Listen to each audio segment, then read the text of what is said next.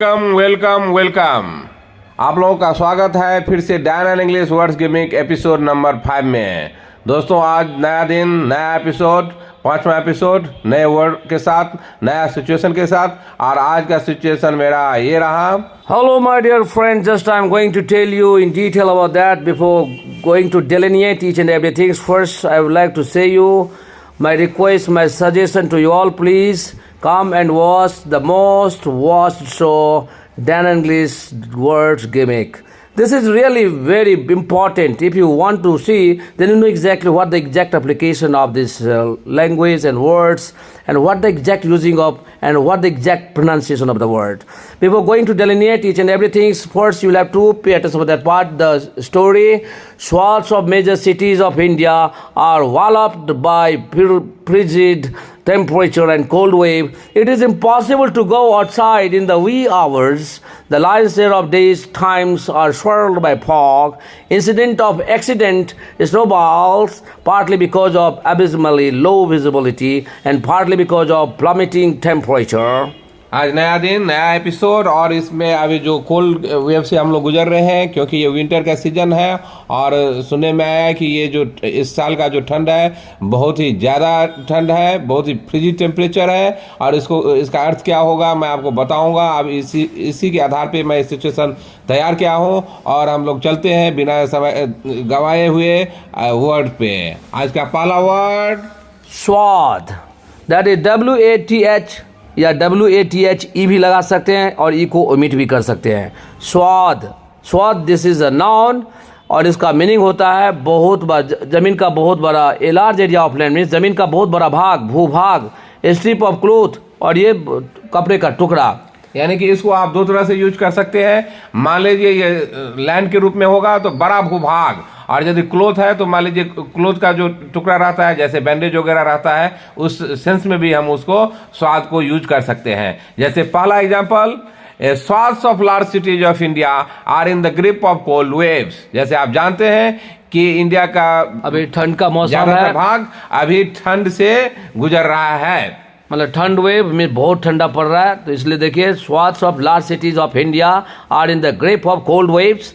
Second example, swaths of Joshimath areas experience a land sink incident. अभी आपको मालूम होगा जोशीमठ का, अभी आपको हाल फिलहाल में अभी चल ही रहा है ये इंसिडेंट। मुझे लगता है मुश्किल से अभी करंट सिचुएशन है जो कि जोशीमठ के साथ हुआ, जो कि लैंड वहां पे जो सिंक कर रहा है, नीचे जा रहा है, धस रहा है। और उसका जो भी परिणाम हो, तो मुझे लगा कि वहाँ जो जैसे बड़ा एरिया जो उसका जो सिंक हो रहा है लैंड का, तो मुझे लगा कि ये बहुत ही अप्रोप्रिएट एग्जाम्पल रहेगा, क्योंकि मैं पहले से बोल रहा हूँ from the beginning, from the outset used to say, still I am saying कि हम लोग का जो भी एग्जाम्पल रहेगा वो करंट से रहेगा, जो आप अप्लाई कर सकते हैं, उसको समझ सकते हैं और अपने सिचुएशन में भी डाल सकते हैं। और गवर्नमेंट भी इसको बहुत सही ढंग से प्रायोरिटी बेसिस पे ले रहे हैं। और मुझे तो सुनने में आया कि कल PMO का मीटिंग भी था इससे रिलेटेड। तो यह swaths of Joshimath areas experience a land sink incident. तीसरा example, the people represent a wide swath of public opinion. The people represent a wide swath of public opinion। और पीपल का जो रिप्रेजेंटेशन है और जो उसका जो ज्यादातर बड़े ओपिनियन है, बहुत आदमी का उसमें ओपिनियन वो आदमी रिप्रेजेंट कर रहा है। उसको बोलेंगे the people represent a wide swath of public opinion. Fourth example this is his head was wrapped in swaths of bandages, मतलब कपड़े से लपेटा हुआ है। स्वाद देखिए, his head was wrapped in swaths of bandages, मतलब बैंडेज से उसका सर लपेटा हुआ है। यानी मान लीजिए फ्रैक्चर हो गया होगा या हॉस्पिटल गया होगा, तो उसमें जो बैंडेज जो लपटा जाता है तो उसको हम बोलेंगे स्वाथ्स ऑफ बैंडेजेज। जब ये भव होता है तो इसका मतलब होता है लपेटना सेंस में। तो इसका देखिए, ही came out of the hospital swathed in bandages, मतलब वो हॉस्पिटल से बाहर आया, मतलब बैंडेज में बैंडेज लगा हुआ था उसके साथ। देखिए, नॉन और वर्ब का केवल यूजिंग में डिफरेंसेज है। इसमें जैसे वर्ब जब होता है तो ईडी इसमें लगा, और उसमें जो नॉन है तो नॉन के रूप में सिंगुलर या प्लूरल के रूप में यूज हुआ। तो इसको आपको देखना है कि किस सेंस में आपको यूज कर सकते हैं। वैसे हम इसको नॉन और वर्ब दोनों की तरह यूज कर सकते हैं, लेकिन ज्यादातर मोस्टली ये नॉन के रूप में यूज होता है। Hello my dear friend, my urge, my suggestion and my request, please visit and watch the most watched videos, particularly Dan English Word Gimmick. If you want to start, automatically you know exactly the exact using of words and exact pronunciation. Second word is wallop. Wallop. Means इसका मतलब होता है to hit someone hard, मतलब किसी को जोर से झटका देना।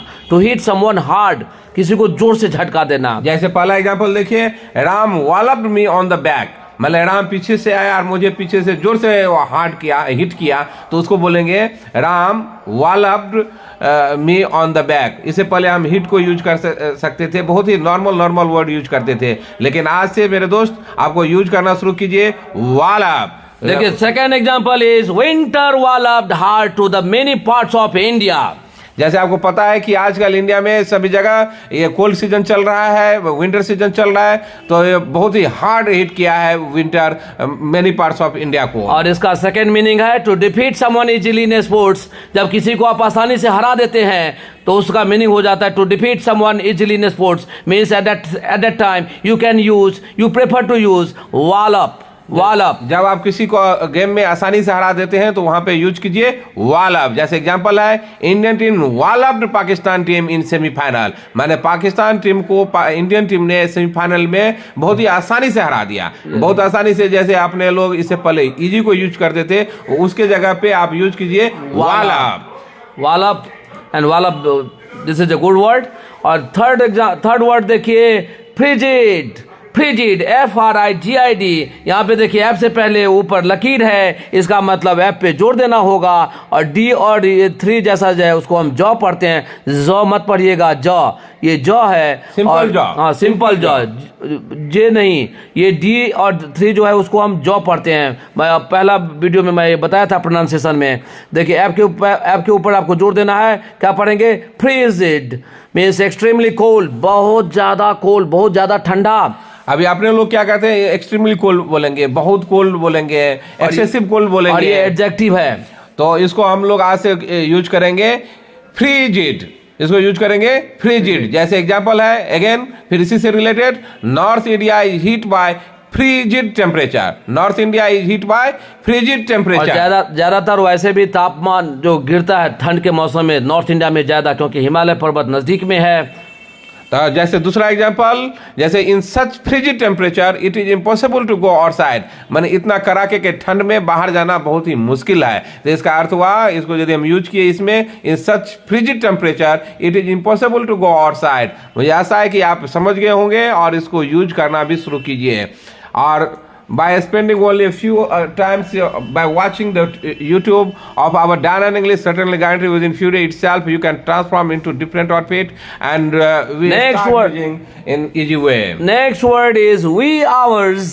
Wee hours means the early hours of morning, means सुबह के समय को हम बोलते हैं वी आवर्स। मैंने अर्ली इन द मॉर्निंग, मैंने 12 बजे रात के बाद का टाइम लिख लीजिए। आप मान लीजिए 6 बजे सुबह से पहले का जो टाइम होगा, और ये नाउन है तो उसको बोलेंगे हम वी आवर्स, उसको बोलेंगे वी आवर्स। जैसे एग्जांपल है, often Archana finishes her daily chores in the wee hours itself. मैंने अक्सर अर्चना जो अपना काम जो है फिनिश कर लेती है, मैंने डेली का जो काम होता है उसको बोलेंगे डेली चोर्स, और सुबह सवेरे ही फिनिश कर लेती है। जैसे दूसरा example, walking in the wee hours is beneficial for health. Second example is walking in the wee hours is beneficial for health. मैंने यदि सुबह सवेरे यदि आप टहलते हैं तो बोला जाता है कि स्वास्थ्य के लिए लाभकारक होता है, इसलिए टहलना भी चाहिए। लेकिन ये कोल्ड वेव है, थोड़ा उसमें बचिए, बाद में उसको हम फॉलो करेंगे। और third example, for catching train I have to go to a station in the wee hours. मान लीजिए आपका ट्रेन का टाइम, मान लीजिए सुबह सवेरे है, तो उसके लिए मुझे जाना पड़ता है ट्रेन पकड़ने के लिए, तो सुबह सवेरे जाना पड़ता है, तो उसको बोलेंगे for catching train I have to go to station in the wee hours. Yes, and next word, पांचवा वर्ड है the lion share. Lion share, this is idioms, means largest part of something, means बहुत बड़ा हिस्सा। इसको English में बोलेंगे the lion share of something, बोलते हैं ना। तो first example is Deepak spend the lion share of his time in talking. मैंने दीपक जो है अपना मैंने बहुमूल्य समय, मैंने जितना समय उसका ज्यादातर समय वो केवल बात करने में ही बिताता है, काम कम बातें ज्यादा करता है, उसमें ज्यादा बिताता है। उसको हम यदि यूज करेंगे तो बोलेंगे Deepak spend the lion share of his time in talking. दूसरा example, political parties are spending the lion's share of donations on aid. आपको पता होगा कि पॉलिटिकल पार्टीज को सब कोई चंदा देता है, डोनेशन देता है, हालांकि पॉलिटिकल पार्टीज क्या करते हैं, ज्यादातर उसका हिस्सा जो एड पे खर्च करता है, प्रचार पे खर्चा करता है, प्रचार पे ज्यादा खर्चा करता है। इसलिए इसका हम एग्जांपल के तौर पे दिए, political parties are spending the lion's share of donation on ad. तीसरा एग्जांपल है, majority of students spend the lion's share of their time in library. और खासकर ये पटना में देखने को मिलता है, और खास करके पटना में जो स्टूडेंट का ये आदत है, क्योंकि ज़्यादातर समय वो लाइब्रेरी में जाते हैं। अच्छी आदत है, कोई खराब नहीं, बहुत ही अच्छी आदत है, क्योंकि एकाग्र होकर के वो पढ़ते हैं और पढ़ना और केवल पढ़ने में टाइम बिताते हैं। इसलिए मुझे लगा ये फिट है, तो इसलिए मैं एग्जाम्पल दिया, majority of student spend the lion's share of their time in library. वैसे भी लाइब्रेरी शांत जगह होता है, वहाँ पे पढ़ने का माहौल रहता है। और या अगर लॉज में रहता है तो नेचुरली इधर से हल्ला करता है, खाना बनाता है, उधर से कुकर का सीटी आता है, इधर से कुकर का सीटी आता है, तो नेचुरली आपका ध्यान डिस्टर्बेंस होता है। And next word is swirl. This is a verb moves round and round quickly, means गोल गोल घूमता है, उसको बोलते हैं swirl। एक बार फिर से सुन लीजिए, उसको उच्चारण कैसे करेंगे? swirl, ध्यान दीजिएगा, swirl, SWIRL। नो एम्फेसाइज करना है, कहीं पे भी एम्फेसाइज नहीं करना है। इसका मतलब है swirl मीन्स ये वर्ब है, moves round and round quickly, means गोल गोल जो घूमता है उसको बोलते हैं swirl। और देहात की भाषा में समझेंगे तो इसको बोलते हैं विरो। हाँ, जैसे पहला एग्जाम्पल हुआ, the fog swirled thickly around Patna, मैंने आजकल पटना के चारों तरफ जो है फॉग पूरा घेरा बनाए रखा है, उसको यदि हम यूज करेंगे, the fog swirled thickly around Patna. और एक फन देखिए, for making omelette swirling a little oil around frying pan is needed, means जो तेल डालते हैं गोल गोल घुमा के देते हैं ना, आप देखते होंगे ऑमलेट बनाते समय गोल गोल घुमा के देता है तेल, और आप लोग खुद बनाते भी होंगे। खासकर स्टूडेंट ज्यादातर ये ऑमलेट खाते हैं, खासकर ठंड के मौसम में। इससे पहले आपको ये प्रॉपर वर्ड नहीं पता होगा, तो आप कुछ अलग अलग मूविंग लिटिल ऑयल ऐसा करके यूज करते होंगे, क्या तो लेकिन क्या कि मान लीजिए प्रॉपर वर्ड यदि पता ना हो तो आपको बहुत सारा वर्ड का यूज करना पड़ता है, और वर्ड के बजाय आपको सेंटेंस ही फॉर्म करना पड़ता है। तो इसका एक पर्टिकुलर वर्ड है swirl, इसका पर्टिकुलर वर्ड है swirl। And third example is speculation is swirling that railway is going in the hand of private, और ये अपोजिशन का चाल है। देखिए स्पेकुलेशन मीन्स होता है, स्पेकुलेट किया जा रहा है, अंदाजा लगाया जा रहा है बिना सिर पैर का, जो रेलवे प्राइवेट के हाथ में जा रहा है, मतलब उसके हाथ में जाना जा रहा है, जिसके पीछे कोई तथ्य ना हो, कोई डॉक्यूमेंट नहीं है, कोई ऑफिशियली कुछ ना हो, लेकिन ऐसे ही जो स्पेकुलेशन जो मार्केट में रहता है, तो बोला जाए कि नहीं रेलवे जो है प्राइवेट के हैंड में चला जाएगा, तो ये स्पेकुलेशन जो घूम रहा है मार्केट में, तो उसको बोलते हैं speculation is swirling the railway is going in the hand of private. और देखिए जब ये नॉन होता है तो इसका मतलब होता है moving quickly with A twist, मतलब गोल गोल घूमता है, ऐसे टेढ़ा मेढ़ा घूमता है। तो देखिए एग्जांपल भी वैसे ही है, the swirl of rumours never stopped, means अब बाहें जो है वो कभी नहीं रुकता, वो टेढ़ा मेढ़ा होकर एक कान से दो कान से तीन कान पूरे मार्केट में फैल जाता है। कहा जाता है कि रूमर बहुत ही तेजी से फैलता है, अरे सच्चाई भी है। Hello my dear friend, if you like it, please subscribe it, share it, and try to watch and try to comment, please. And no sooner did you start watching this video, 100% you can know exactly the exact using of grammar and words pronunciation. और जो कोई PDF में interested होंगे तो इसका मैं link YouTube Telegram पे भी दे दिया हूँ, आप वहाँ पे जा करके इसका पीडीएफ भी डाउनलोड कर सकते हैं, उसको अपने फाइल में लगाइए और डेली जाइए और वॉच कीजिए, अंडरस्टैंड कीजिए। ये हम लोग का ये पहले से पहल है कि साधारण वे में, साधारण भाषा में और अपने आसपास जो घटता है उसमें एग्जाम्पल दे करके मैं आपको समझाना चाहता हूँ, जिससे कि आप समझ पाए और अप्लाई कर सके और बहुत ज़्यादा बेनिफिट आप ले सके। Means of our saying, please try to be appropriate in terms of using words and try to be appropriate in terms of pronouncing the word. Now next word देखिए, snowball. Snowball means quickly grow bigger and more important, मतलब बहुत जल्दी से जो बढ़ता है, बड़ा हो जाता है, और जो मान लीजिए लेस इंपॉर्टेंट था वो मोर इंपॉर्टेंट हो जाता है। वो सिचुएशन जैसे टर्न लिया वैसे सब कुछ बदल जाता है। मान लीजिए पहले वो कुछ छोटा था, आप उसको ज्यादा इंपॉर्टेंस नहीं देते, लेकिन अभी बड़ा हो गया। और एक एग्जांपल पार्ट देखिए, खासकर प्रोनाउंसिएशन देखिए, एस पे जोर है तो इसका मतलब स्ना ओ यू करके है, औ करके पढ़ेंगे स्नाव। अब बी के बाद ए देखिए, ए के आगे दो बिंदी है, इसका मतलब आप पढ़ेंगे स्नाव बाल। क्या पढ़ेंगे? स्नाव बाल।